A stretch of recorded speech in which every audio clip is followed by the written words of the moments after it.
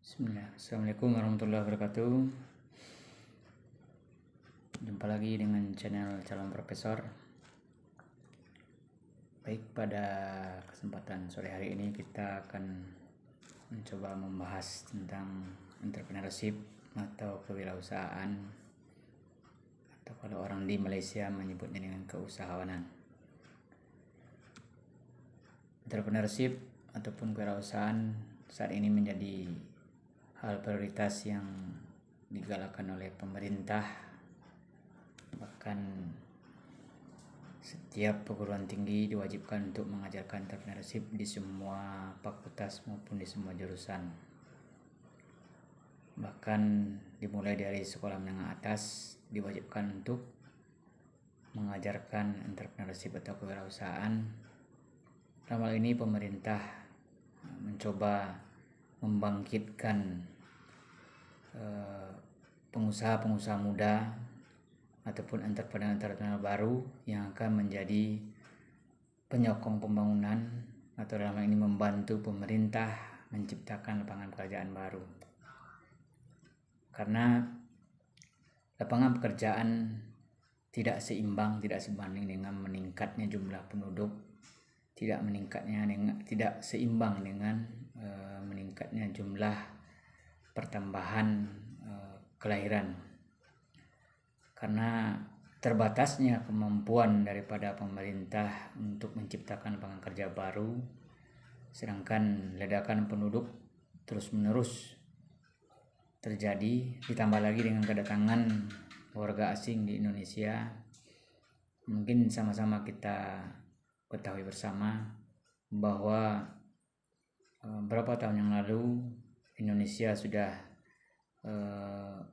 masuk ke dalam MOU untuk menjadi Asian Economic Community atau Masyarakat Ekonomi ASEAN atau MEA. Dalam hal ini berarti bahwa 11 negara MEA, 11 negara ASEAN itu memiliki kewenangan, memiliki peluang untuk melakukan perdagangan ke 11 negara tersebut. Ditambah lagi bahwa tenaga kerja dari 11 negara tersebut boleh melakukan migrasi ataupun perpindahan ke negara-negara yang sudah melaksanakan perjanjian MEA tadi. Sehingga intinya bahwa hari ini para calon sarjana masa depan yang hari ini sebagai mahasiswa, nanti selepas mereka menjadi sarjana akan bersaing dengan 11, atau dalam hal ini karena Indonesia termasuk di antara yang 11, berarti 10 dari penduduk warga negara asing ditambah dengan dari negaranya sendiri, menjadi saingannya dalam mencari pekerjaan. Kalau kita lihat warga negara asing yang ada di ke-11 negara MEA tadi seperti Laos, Vietnam, Filipina, Kamboja, Thailand, Brunei, Singapura, Malaysia, Timor Leste atau Timur Timur, mereka mempersiapkan segala kemampuan untuk dapat datang ke Indonesia. Maka mereka mempelajari budayanya, mempelajari bahasanya, menyiapkan segala skill, kompetensi, keterampilan mereka untuk dapat bersaing, untuk dapat bekerja di Indonesia. Kenapa? Karena Indonesia merupakan negara yang sangat besar, negara yang sangat luas dengan berbagai potensi sumber daya alamnya, dengan berbagai potensi yang ada, dan mereka berani untuk datang ke negara kita. Tapi dalam hal ini kita boleh lihat, kita boleh lakukan survei seberapa mampu, seberapa besar keinginan, seberapa kuat kemauan bangsa Indonesia, dalam ini generasi muda hari ini, untuk mampu, untuk berani datang ke negara yang lain. Seperti tadi Brunei, tadi Laos, Vietnam, Kamboja. Mungkin masih sangat minim rakyat Indonesia, pemuda-pemudi Indonesia yang notabene lulusan sarjana hari ini atau beberapa tahun ke depan yang akan berani datang sendiri ke Kamboja, ke Vietnam, ke Laos, ke Filipina untuk bertarung di sana mencari lahan pekerjaan. Tapi mereka dalam hal ini berani, mereka sangat berani dan itu sudah terbukti. Jadi saingan kita nanti, para generasi berikutnya ataupun calon-calon sarjana masa depan, dengan adanya MEA akan semakin mempersempit ruang gerak masyarakat Indonesia untuk memperoleh pekerjaan. Bisa kita lihat hari ini dengan berjalannya waktu, dengan berkembangnya teknologi, dengan peningkatan kualitas kehidupan, rakyat Indonesia tingkat penganggurannya bukan semakin menurun tapi semakin bertambah, menandakan lahan pekerjaan semakin menyempit, lalu persaingan semakin tinggi, ditambah lagi hal yang paling membuat miris, membuat kita begitu, bahkan mungkin boleh dibilang mungkin marah, mungkin kesal, mungkin kecewa dengan sistem yang ada, dengan dengan pemerintahan yang ada hari ini, dengan mereka membuka peluang seluas-luasnya bangsa asing datang ke Indonesia. Bisa kita lihat hari ini di berita-berita, di berbagai media, baik elektronik maupun di media cetak, bahkan informasi-informasi di media sosial, begitu banyak bangsa asing, khususnya warga Tionghoa, warga Tiongkok, warga Cina, warga RRC yang dimasukkan ke Indonesia baik secara legal maupun ilegal. Dan itu akan menjadi salah satu yang akan mempersempit ruang gerak para pencari kerja di Indonesia. Semakin banyak warga negara Cina yang datang ke Indonesia dengan alasan karena Indonesia melakukan peminjaman dana untuk program pembangunan, dengan meminjam dana dari Cina, mengundang investor-investor Cina ke Indonesia dengan sebebas-bebasnya, dan mereka membawa tenaga kerjanya sekaligus. Di satu sisi itu menguntungkan Cina untuk dengan mudah untuk melakukan migrasi warga Cina besar-besaran ke Indonesia. Dan Indonesia tidak punya bargaining position untuk menolak mereka. Entah itu merupakan sebuah skenario, entah itu merupakan sebuah upaya untuk menjadikan Indonesia sebagai sasaran berikutnya menjadi Indochina. Walau alam bisawab. Tapi yang perlu kita sebagai generasi penerus, generasi pelanjut bangsa yang berapa tahun ke depan mungkin rekan-rekan yang hari ini menjadi mahasiswa yang akan menjadi penggerak bangsa ini, kalau terus-menerus warga negara asing datang dengan mudah, dengan bebas ke Indonesia, maka akan semakin mempersempit ruang gerak rakyat Indonesia untuk memperoleh peluang untuk mendapatkan pekerjaan yang layak untuk kehidupan masa depan mereka. Apalagi kalau kita lihat hari ini dari sisi politik, dari isu-isu keamanan, itu begitu mengerikan. Dan kebijakan-kebijakan yang dibuat oleh pemerintah begitu banyak yang merugikan bangsa Indonesia. Sama-sama kita tahu bahwa Indonesia negara yang begitu kaya, yang dari dulu diincar oleh berbagai negara-negara besar di dunia sampai hari ini, karena begitu banyaknya kekayaan Indonesia.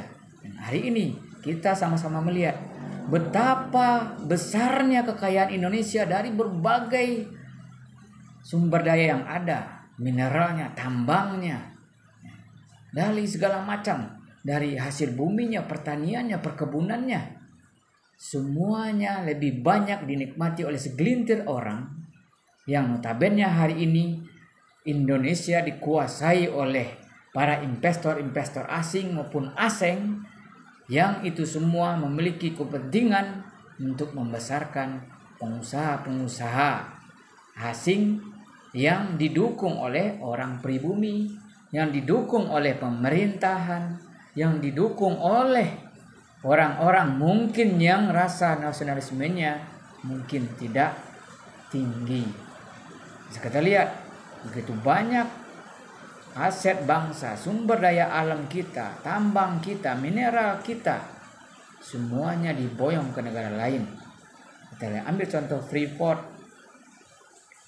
hanya berapa persen hasil dari tambang emas terbesar di dunia tersebut yang dinikmati oleh orang Indonesia. Maka sangat wajar kalau orang Papua ingin memerdekakan dirinya dari Republik Indonesia, karena mereka sebenarnya provinsi yang kaya dengan tambang emasnya, tapi mereka belum merasakan kekayaan, kemewahan sebagaimana orang-orang asing yang bercokol yang mengeruk hasil bumi mereka dan memboyong ke negara mereka.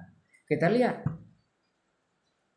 adanya Caltek, Arum Gas di Aceh, batu bara di Kalimantan, timah di Pulau Bangka, di Belitung, dan lain sebagainya. Begitu banyak sumber daya alam Indonesia yang tidak dinikmati oleh bangsa Indonesia. Dan ini harus menjadi catatan kita sebagai generasi bangsa. Mungkin berapa tahun ke depan, dengan melihat kondisi perkembangan politik, perkembangan pemerintahan, kebijakan yang ada hari ini, maka boleh jadi berapa tahun ke depan Indonesia sudah dikuasai oleh bangsa asing, sudah menjadi telapak jajahan dari orang-orang yang ibaratnya tidak mencintai Indonesia, hanya ingin mengeruk kekayaannya. Dan itu didukung oleh sumber daya manusia, oleh oknum-oknum, entah itu dari pengusaha, entah itu dari pemerintah, yang dengan kebijakan-kebijakan yang ada membuat seluruh harta kekayaan bangsa Indonesia tidak lagi dinikmati oleh rakyat Indonesia. Itu dari sisi yang lain, bahwa kita harus mulai berupaya kalau kita ingin membebaskan diri kita secara waktu, secara finansial. Kalau kita tadi menjadi motivasi kita bahwa dengan kondisi yang ada, kekayaan Indonesia yang banyak dinikmati oleh bangsa asing, lalu di sisi yang lain begitu banyak orang asing yang datang ke Indonesia, ditambah dengan MEA, ditambah dengan bebasnya masuk tenaga kerja asing ke Indonesia yang akan mempersempit ruang gerak pencari kerja, yang akan mempersempit kesempatan bangsa Indonesia untuk memperoleh kehidupan yang layak.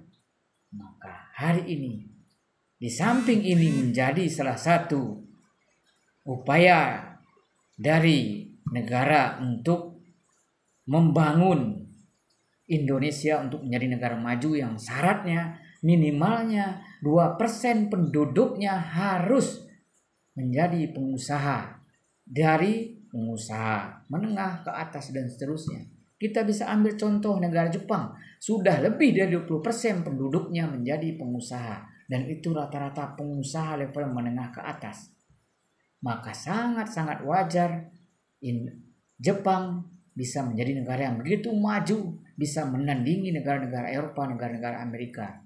Dan hari ini bisa kita lihat Cina, Korea pun menyusul keadaan yang sudah diciptakan oleh Jepang, menciptakan generasi-generasi pengusaha yang akan membantu pemerintah untuk mengentaskan kemiskinan, dalam hal ini menyediakan lapangan pekerjaan. Maka hari ini kita, generasi muda, pelanjut cita-cita masa depan bangsa ini, harus mulai memikirkan bahwa kita harus mulai menjadi salah satu pencipta lapangan pekerjaan. Minimalnya bahwa kita sudah bisa menyelamatkan diri kita daripada pengangguran. Karena pengangguran merupakan masalah besar sebuah negara. Dia menjadi bagian daripada masalah makroekonomi, masalah makro dari sisi politik, sosial, budaya, kesehatan, pendidikan, dan sebagainya. Makin besar pengangguran, maka tingkat pendidikan akan semakin menurun karena tidak mampunya masyarakat untuk meraih pendidikan. Begitu juga dalam hal kesehatan. Semakin banyak pengangguran, maka tingkat kesehatan masyarakat akan menurun karena kurangnya dana mereka untuk menyehatkan diri mereka. Di sisi yang lain, tingkat kejahatan akan semakin tinggi. Maka hari ini jalan satu-satunya, di satu sisi kita harus ingat bahwa keadaan bangsa hari ini menjadi pemikiran dan tanggung jawab kita kelak di kemudian hari. Siapa lagi yang akan bertanggung jawab kecuali kita-kita yang hari ini menjadi generasi pemuda yang sedang mencoba untuk membangun leadershipnya, membangun intelektualitasnya, membangun intuisinya, membangun memilikinya rasa nasionalismenya untuk menjadi pejuang-pejuang untuk menciptakan lapangan pekerjaan. Dan itu hanya bisa diciptakan dengan entrepreneurship, kewirausahaan, yang bisa membuat diri kita, keluarga kita, orang-orang terdekat kita bebas secara waktu dan finansial, bahwa kita bisa memiliki hak kita, hidup kita, waktu kita hanya milik kita, tidak diatur oleh orang lain. Kita tidak diperbudak oleh orang lain. Karena setinggi-tingginya jabatan seorang direktur, dia tetap sebagai seorang pegawai. Tapi serendah-rendahnya seorang pedagang, dialah pemilik dari hidupnya sendiri, dialah pemilik dari usaha tersebut. Dan dia memiliki peluang untuk menjadi besar, menjadi entrepreneur, menjadi pengusaha besar. Karena segala sesuatu yang besar hari ini dimulai dulu jauh sebelumnya dengan proses yang panjang. Mereka dimulai dari langkah yang pertama, anak tangga yang pertama. Misalnya kita ambil contoh orang-orang seperti Bob Sadino, merintis usaha mereka sehingga hari ini sepeninggal beliau bahkan harta kekayaannya tidak akan habis 7 turunan. Karena perjalanan waktunya menyusun proses untuk menjadi pengusaha besar dimulai dari hal yang kecil dengan berjerih payah, dengan bersusah payah, dengan mungkin keringat darah. Mereka mampu menciptakan lapangan pekerjaan dan mewariskan harta kekayaan tidak terhingga kepada generasi berikutnya. Mungkin bisa kita baca biografi orang-orang sukses seperti contohnya Opa Bob Sadino tadi almarhum. Beliau pernah menjadi kuli, menjadi hansip, security, dagang telur dan lain sebagainya. Tapi dengan proses yang panjang tadi, hari ini bisa kita lihat anak cucunya bisa menikmati hasilnya. Mereka menjadi bos, mereka menjadi tuan dengan dirinya sendiri. Jadi kalau kita ingin membebaskan diri kita, membebaskan keluarga kita dari cengkraman perbudakan orang lain, karena notabene orang yang bekerja di bawah pengaruh orang lain itu tetap dia sebagai pekerja, sebagai buruh, sebagai budak setinggi apapun jabatannya. Bahkan hari ini bisa kita lihat hanya untuk 100, 200, mungkin sampai sekitar 1 juta, 2 juta. Kalau kita lihat UMR, UMK hari ini, waktu kita, hidup kita, kebebasan kita dibeli orang lain. Ya. Kita begitu takut terlambat bekerja karena kalau kita terlambat akan ada sanksi-sanksi, bahkan bisa jadi kena PHK dan sebagainya. Dan hari ini kita lihat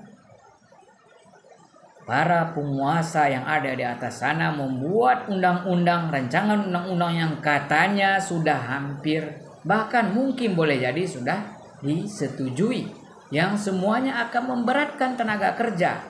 Tidak ada cuti, semuanya kontrak seumur hidup, ya, tidak ada pesangon, dan mereka bebas mengeluarkan siapapun pekerjaannya kapanpun terserah mereka mau, dan bla bla bla segala macam.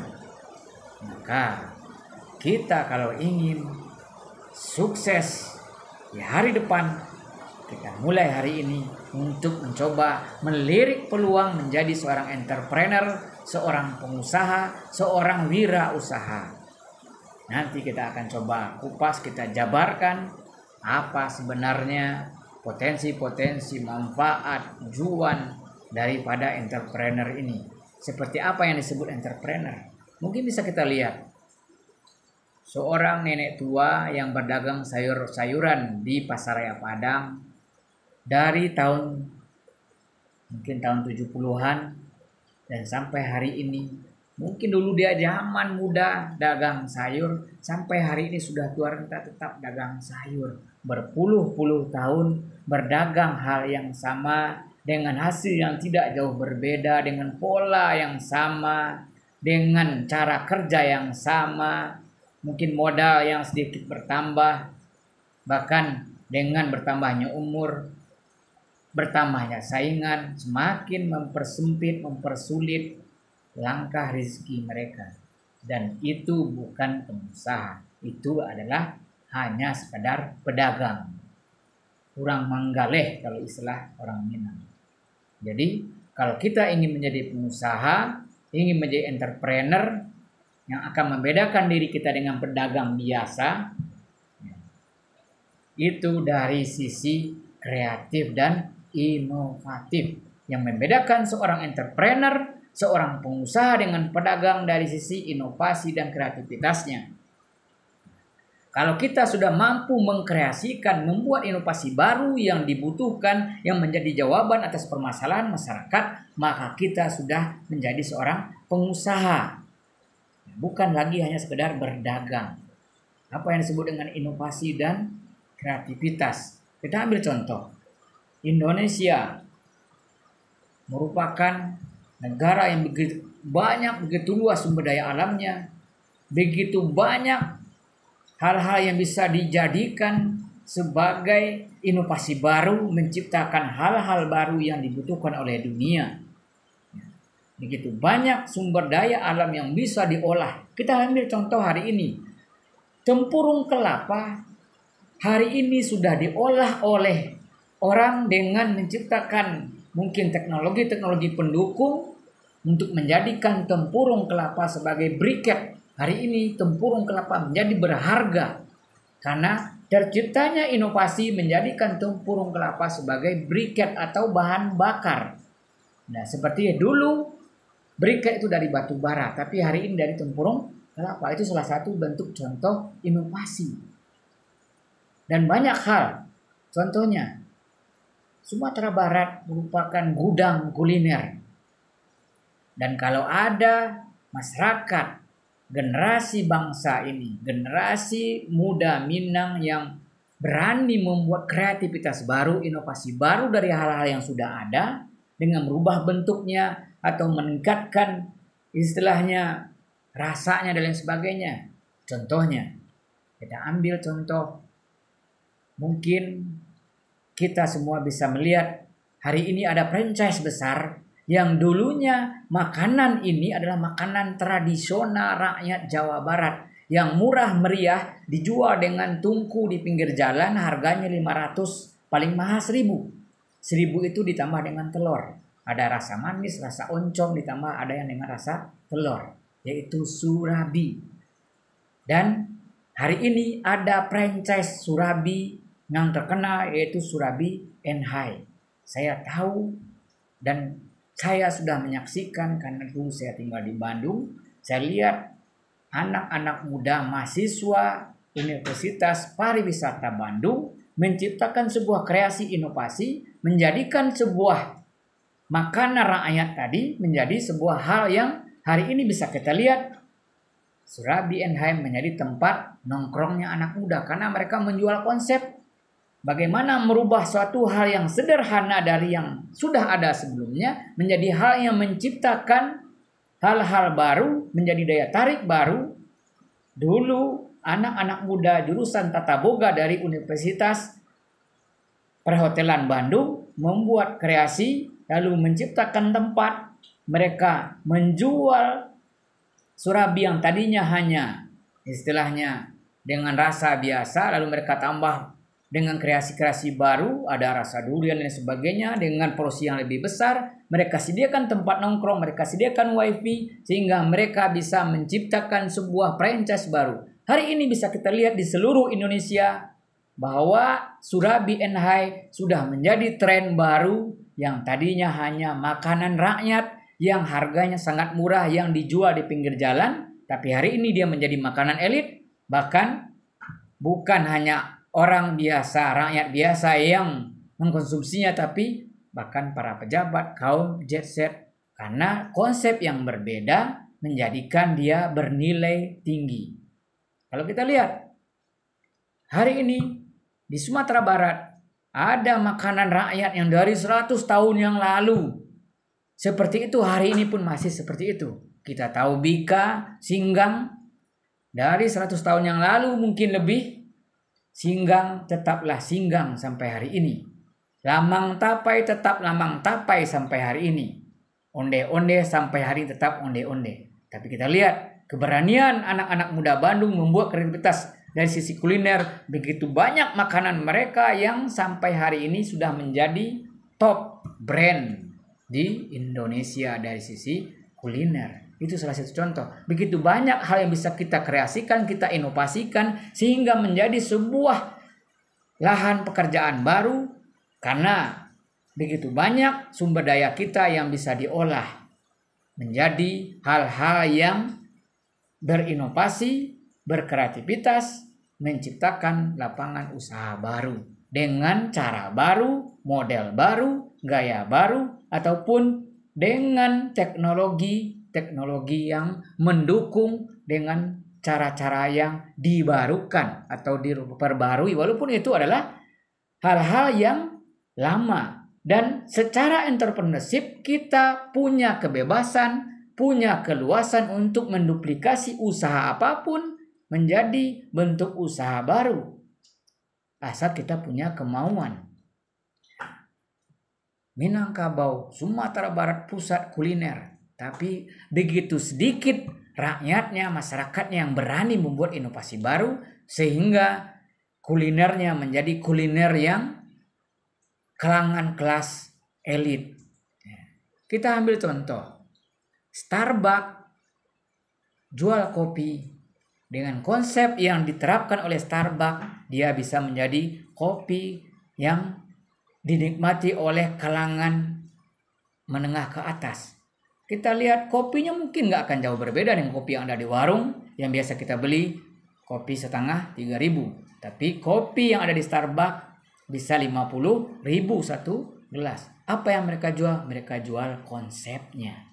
Mereka jual inovasinya, bahwa orang menikmati segelas kopi pahit tadi di ruangan ber-AC dengan wifi-nya, bisa sambil meeting. Yang mereka jual konsep. Dia juga dengan Enhai tadi dan lain sebagainya. Begitu banyak contoh yang ada di sekeliling kita.